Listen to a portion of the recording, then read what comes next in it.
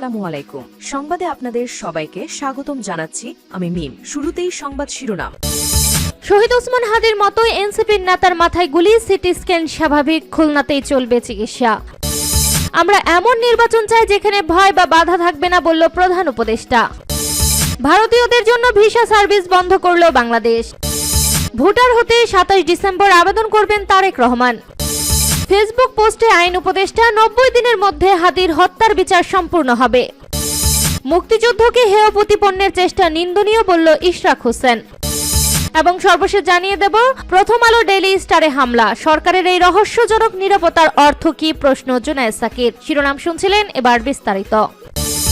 শহীদ ওসমান হাদির মতোই এনসিপির নেতার মাথায় গুলি, সিটি স্ক্যান স্বাভাবিক, খুলনাতেই চলবে চিকিৎসা। গুলিবিদ্ধ হয়ে চিকিৎসাধীন অবস্থায় শহীদ ওসমান হাদির মতো একই কায়দায় এনসিপির নেতা মোতালেবের উপরও হামলা করা হয়। দুটি মোটর সাইকেলে এসে তাকে মাথায় গুলি করে পালিয়ে যায় দুর্বৃত্তরা। ওসমান হাদির মতোই একইভাবে গুলিটি তার কানের পাশে বিদ্ধ হয়। সোনাডাঙ্গা থানার পরিদর্শক তদন্ত অনিমেষ মণ্ডল বলেন, মোতালেবকে মাথা লক্ষ্য করে গুলি করা হয়, কিন্তু গুলিটি তার কান বরাবর বিদ্ধ হয়। সোমবার 22 ডিসেম্বর জাতীয় নাগরিক পার্টির এনসিপির খুলনা বিভাগীয় প্রধান এবং শ্রমিক শক্তির কেন্দ্রীয় সংগঠক মোতালেব শিকদারের গুলিবিদ্ধের খবর জানান দলটির যুগ্ম মুখ্য সংগঠক ডক্টর মাহমুদা মিতু। খুলনা জেলা এনসিপির নেতারা জানান, খুলনায় সোনাডাঙ্গার সবুজবাগ এলাকায় দুটি মোটর সাইকেলে এসে মোতালেব শিকদারকে গুলি করে পালিয়ে যায় দুর্বৃত্তরা। পরে আশঙ্কাজনক অবস্থায় মোতালেবকে খুলনা মেডিকেলে নেওয়া হয়েছে বলে জানা গেছে। সেখানে তার সিটি স্ক্যান করা সম্ভব হয়নি। পরে আরেকটি হাসপাতালে নেওয়া হয় তাকে, সেখানে সিটি স্ক্যান করা হচ্ছে তার। খুলনা মেট্রোপলিটন পুলিশের কেএমপি ডেপুটি পুলিশ কমিশনার দক্ষিণ মোহাম্মদ তাইজুল ইসলাম বলেন, অভ্যন্তরীণ কোন্দলে এই ঘটনা ঘটতে পারে। ঘটনাস্থলের আশপাশে নারী ও মাদক কেন্দ্রীয় বিভিন্ন অপরাধের প্রবণতা রয়েছে। এনসিপির এক নেতা বলেন, সিটি স্ক্যান ভালো আছে, সব ভাইটালস নরমাল, অপারেশন লাগবে না ইনশাল্লাহ। আমরা এমন নির্বাচন চাই যেখানে ভয় বা বাধা থাকবে না, বলল প্রধান উপদেষ্টা। ভয়হীন ও মুক্ত পরিবেশে ভোট দেওয়ার সুযোগ নিশ্চিত করার বিষয়ে সরকারের দৃঢ় অঙ্গীকারের কথা ব্যক্ত করে প্রধান উপদেষ্টা ডক্টর মোহাম্মদ ইউনূস বলেছেন, আমরা এমন একটি নির্বাচন চাই যেখানে ভয় থাকবে না, বাধা থাকবে না, থাকবে শুধু জনগণের মুক্ত ও নির্ভীক মত প্রকাশ। সরকার সেই পরিবেশ নিশ্চিত করতে বদ্ধপরিকর। সোমবার বিকেলে জাতীয় সংসদ ভবনের দক্ষিণ প্লাজায় ভোটের গাড়ি শীর্ষক প্রচারণায় আনুষ্ঠানিক উদ্বোধন অনুষ্ঠানে ভিডিও বার্তায় প্রধান উপদেষ্টা এসব কথা বলেন। আসন্ন ত্রয়োদশ জাতীয় সংসদ নির্বাচন ও 2026 সালের গণভোট সামনে রেখে ভোটারদের সচেতন ও উদ্ধত করতেই এই উদ্যোগ নেওয়া হয়েছে।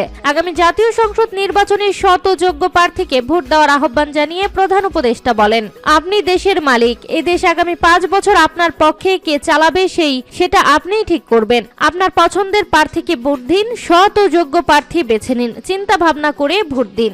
ভারতীয়দের জন্য ভিসা সার্ভিস বন্ধ করল বাংলাদেশ। ভারতীয়দের জন্য ভিসা সার্ভিস বন্ধ করেছে বাংলাদেশ। ভারতের দিল্লিতে অবস্থিত বাংলাদেশ হাই কমিশন এই সিদ্ধান্ত নিয়েছে। আজ সোমবার 22 ডিসেম্বর দূতাবাস সূত্রে এই তথ্য জানা গেছে। পতিত ফ্যাসিস্ট সরকারের প্রধান শেখ হাসিনা সহ আওয়ামী লীগের শত শত নেতা এবং কয়েকজন সেনা কর্মকর্তাকেও আশ্রয় দিয়েছে ভারত। তাছাড়া বিগত 1.5 দশক ধরে ফ্যাসিস্ট সরকারকে উলঙ্গ সমর্থন তো দিয়েই আসছিল দেশটি। এই নিয়ে দুই দেশের মধ্যে গত বছরের 5 আগস্টের পর থেকে টানাপোড়েন চলে আসছিল।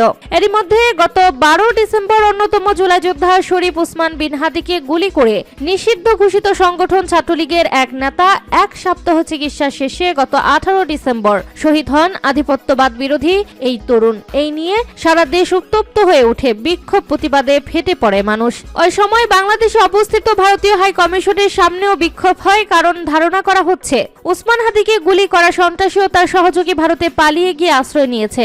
এই অবস্থায় ভারতে অবস্থিত বাংলাদেশ দূতাবাসের সামনে বিক্ষোভ করার পাশাপাশি কমপ্লেক্সের ভেতরে ঢুকে পড়ে উগ্রবাদী হিন্দুরা। এমনকি বাংলাদেশের হাই কমিশনারকে হত্যারও হুমকি দেওয়া হয়। এই নিয়ে ঢাকায় ভারতীয় হাই কমিশনারকে তলব করে নিন্দা প্রতিবাদ জানায় বাংলাদেশের পররাষ্ট্র মন্ত্রণালয়। জবাবে দিল্লিতে বাংলাদেশের হাই কমিশনারকেও তলব করে নরেন্দ্র মোদীর সরকার।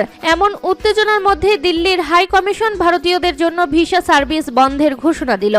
ভোটার হতে 27 ডিসেম্বর আবেদন করবেন তারেক রহমান। বিএনপির ভারপ্রাপ্ত চেয়ারম্যান তারেক রহমান আগামী 27 ডিসেম্বর ভোটার হবেন বলে জানিয়েছে দলটির স্থায়ী কমিটির সদস্য সালাউদ্দিন আহমেদ। সোমবার আগারগাঁও নির্বাচন ভবনে প্রধান নির্বাচন কমিশনার CCAM নাসির উদ্দিনের সঙ্গে বৈঠক শেষে এই তথ্য জানান তিনি। বৈঠকে বিএনপির ভারপ্রাপ্ত চেয়ারম্যান তারেক রহমানের ভোটার হওয়া নিয়ে আলোচনা হয়েছে কিনা এমন প্রশ্নের জবাবে সালাউদ্দিন আহমেদ বলেন, 25 তারিখ হচ্ছে বৃহস্পতিবার আর শুক্রবার 26 তারিখ, শনিবার 27 তারিখ নির্বাচন নির্বাচনকালীন এই সময়ে নির্বাচন কমিশনের সব অফিস সব খোলা থাকবে। সেই দিনই ভোটার হওয়া বা ভোটার আইডি সংক্রান্ত যা কিছু আছে তিনি করবেন। আইনশৃঙ্খলা পরিস্থিতি নিয়ে এক প্রশ্নের জবাবে তিনি বলেন, আইনশৃঙ্খলা পরিস্থিতি নিয়ন্ত্রণের দায়িত্ব সরকারের। নির্বাচন চলাকালীন সময়ে নির্বাচন কমিশন যেভাবে চাইবেন সেভাবেই কর্মকর্তাদের নিয়োগ বদলি সংক্রান্ত এখতিয়ার থাকে, কিন্তু প্রাইমারিলি সবকিছু সরকারের দায়িত্ব। এক্ষেত্রে আমরা নির্বাচনী পরিবেশ সুষ্ঠু থাকুক এই কামনা করি। সরকারকে আমরা আহ্বান জানিয়েছি এবং জনগণও চায় এবার উৎসব মুখর পরিবেশে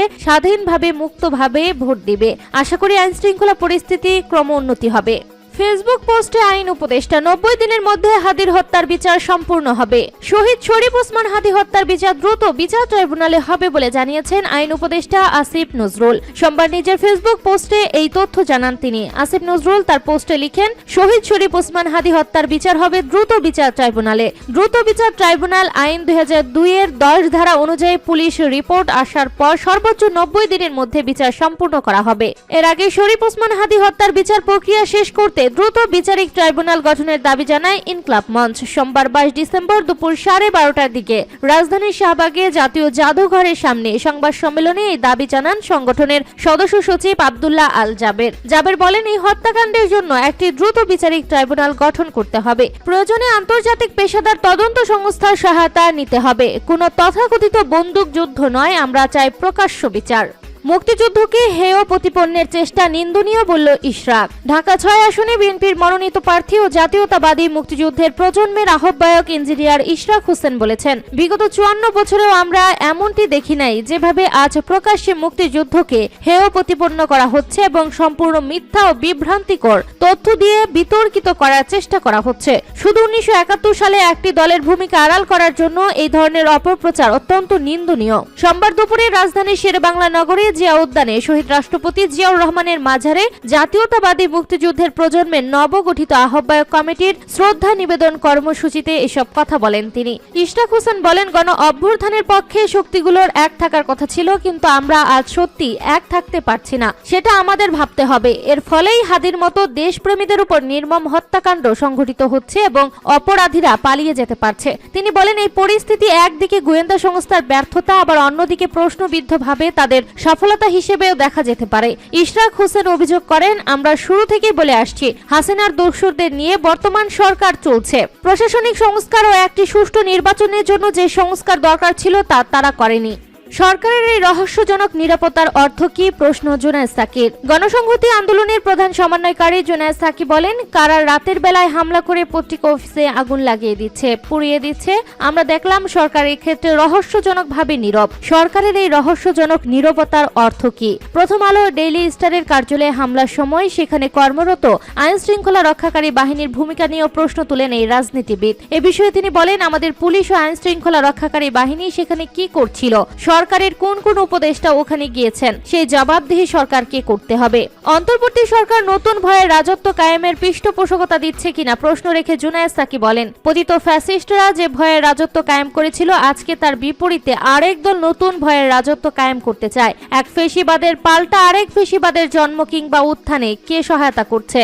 এই প্রশ্ন বাংলাদেশের মানুষকে করতে হবে। অতীতে দেশের মানুষ কোনো ফেসিবাদী শক্তিকে ঠাঁই দেয়নি উল্লেখ করে জুনায়েদ সাকি বলেন, বাংলাদেশের মানুষ আওয়ামী লীগের জাতীয়বাদী ফেসিবাদ গ্রহণ করেনি। কোনো একটা শক্তি যদি আজকে ধর্মবাদী ফেসিবাদ কায়েম করতে চায়, সেটাও মানুষ গ্রহণ করবে না।